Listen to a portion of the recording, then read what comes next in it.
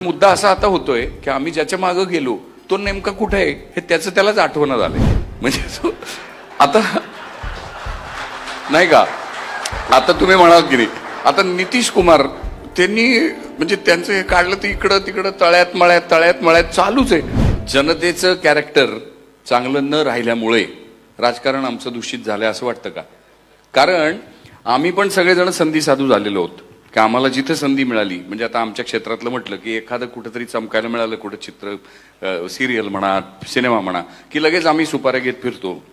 तर ह्या पद्धतीचं माणसाचं पैशाकडचं आकर्षण आणि पैशातनं येणारी सत्ता हे खूप जास्त झालंय. त्याला माध्यमांचा खूप मोठा हातभार आहे. तुम्ही असं राईटफुली म्हणालात की 2014ला प्रशांत किशोरांनी एक गंमत केली जी ब्रेक्झिटच्या वेळेस तिकडे झाली होती, तीच गंमत इथे झाली आणि मोदी साहेब पंतप्रधान झाले. आता त्या मीडियाची प्रॉवेस जो पॉवर आहे ती तुम्हा लोकांच्या लक्षात आली, त्यामुळे तुम्ही आमचे गट पाडता की तुम्ही या पद्धतीचा विचार करा, त्या पद्धतीचा विचार करा, आणि मग आम्ही करतो कारण आम्हाला ते सोशल मीडियाचं व्यसन लागलेलं आहे आणि मग आम्ही जे काय असेल ते एकाच्या मागे जातो. पण मुद्दा असा आता होतोय की आम्ही ज्याच्या मागे गेलो तो नेमका कुठे आहे हे त्याचं त्यालाच आठवण झालंय. म्हणजे आता नाही का, आता तुम्ही म्हणाल की नाही, आता नितीश कुमार त्यांनी म्हणजे त्यांचं हे काढलं तर इकडं तिकडं तळ्यात मळ्यात चालूच आहे. बरं, आता आयडिओलॉजी नावाचा जो विषय आहे तो विषय काय उरलाच नाही. मग त्यापेक्षा म्हणजे मला एक असं वाटलं की बाबा सगळे पक्ष नष्ट करून टाकायची नावं आणि सगळ्यांनी इंडिपेंडंट उमेदवारांनी निवडून यायचं आपापल्या जीवावर, मग तिथे एकदम घोटाळ्याने बसायचं आणि ठरवायचं की आपण गिरीजी हे बोलणं फार सोपं आहे. हे त्याच्यामध्ये झालं तर एक गोष्ट अशी आहे की आताच्या काळामध्ये जे नितीश कुमारांच्या बाबतीत घडलं त्याच्यामध्ये काहीतरी कारण असेल. आम्ही थोडंसं त्याच्या खोरात जायचा प्रयत्न केला. मला असं कळलं की लालू प्रसाद यादवांच्या पक्षाने ह्यांच्यातली काही आमदार फोडण्याचा प्रयत्न केला आणि त्याची कुणकुण राज्याचा प्रमुख म्हणून त्यांना त्या ठिकाणी लागली. ती लागल्यानंतर की बाबा आता मी मनाचा मोठेपणा दाखवला, हे सत्तेमध्ये नसताना ह्यांना पद दिलं, उपमुख्यमंत्रीपद दिले, मंत्रीपद दिली, आम्ही एकत्र काम करायचं ठरवलं, पुढं एकत्र राहायचं ठरवलं. असं असताना ज्या प्रकारे तिथं काही गडबडी सुरू झाल्या त्याच्यातून तिथलं सगळं चित्र बदललं आणि पुन्हा नितीश कुमारांना ती भूमिका घ्यावी लागली जी आज तुम्ही बोलून दाखवताय. परंतु सर्वसामान्य माणसांना तिथं आतमध्ये काय घडतं हे प्रत्येक गोष्ट माहिती नसते. पेपरला येताना बातम्या, हेडलाईन किंवा टीव्ही चॅनलला चालणाऱ्या बातम्या त्याच्यावर अवलंबून असतं. बर, तुम्ही एक बघा, टीव्ही चॅनल वेगवेगळी, सोशल मीडिया नाही म्हणत, टीव्ही चॅनल्स, त्याच्यामध्ये टीव्ही चॅनलच्या, माझं कदाचित ते म्हणणं चुकीचं असेल असंही मी मान्य करीन, पण टीव्ही चॅनलच्या असणाऱ्या जो काही तो चॅनल असेल त्याच्या संपादकांना किती अधिकार आहे आणि मालक लोकांचं ह्यांना किती ऐकावं लागतं, हाही खूप विचार करणारा प्रश्न आहे. त्याच्यामध्ये खूप उघडपणे कोणी बोलणार नाही कारण प्रत्येकाला आपलं आपलं काम चालू ठेवायचंय, आपल्यावर कुठलं गंडांतर येऊन द्यायचं नाहीये, ही वस्तुस्थिती आहे. आणि त्यामुळं ते दबक्या आवाजात काय करायचं असेल ते करत असतात.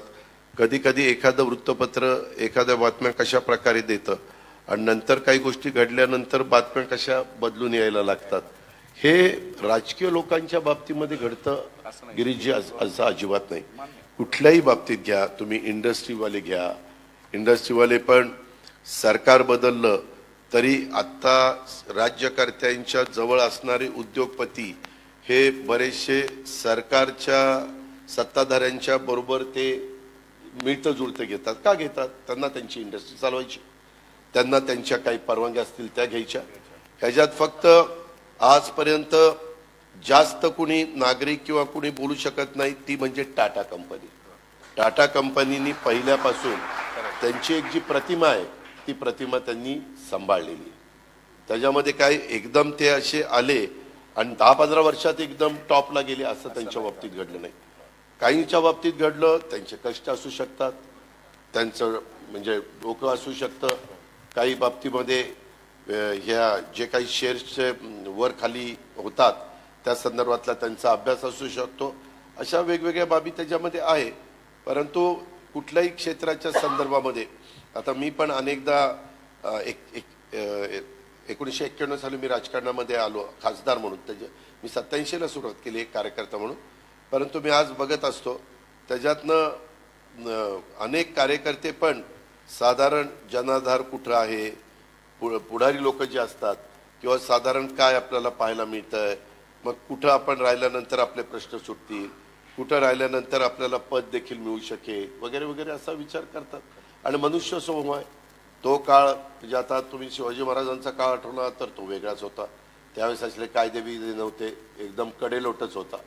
त्याच्यानंतरचा काळ बदलत बदलत गेला. ब्रिटिशांचा काळ वेगळा आला. ब्रिटिशांच्या काळात काही लोक ब्रिटिशांना सरेंडर झाले, काही लोक सरेंडर न होता शेवटपर्यंत लढत राहिले. देशाचा इतिहास बघितल्यानंतर काही राजघराणी त्यांनी ब्रिटिशांची मिळतं जुळतं घेतलं, त्याच्यावर त्यांचे किल्ले, त्यांचे महाल ते सगळे अबाधित राहिले.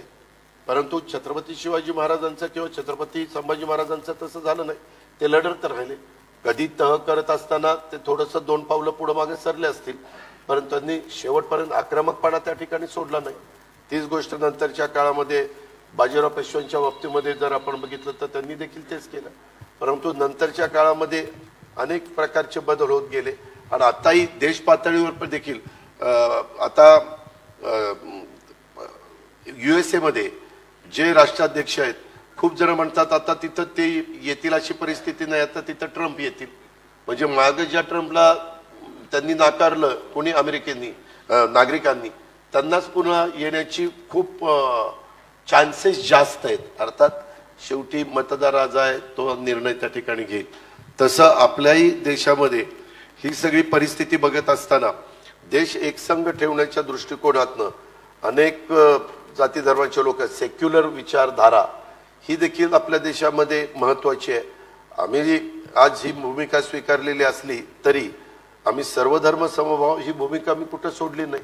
आज देखील नितीश कुमारांना विचारलं तर नितीश कुमार सरळ सांगतात माझं सेक्युलर विचारधाराच आहे. तीच गोष्ट ममता बॅनर्जीच्या बाबतीमध्ये अनेकांनी राजकीय जीवनामध्ये काम करत असताना अनेकांशी मिळतं जुळतं त्या त्यावेळेची राजकीय परिस्थिती लक्षामध्ये घेऊन निर्णय घेतलेले आहेत किंवा लिडरशिपकडे बघून निर्णय घेतलेले आहेत.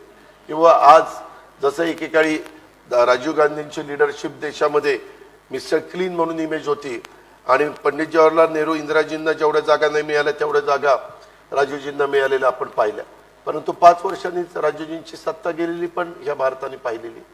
अशा सगळ्या त्या गोष्टी आहेत.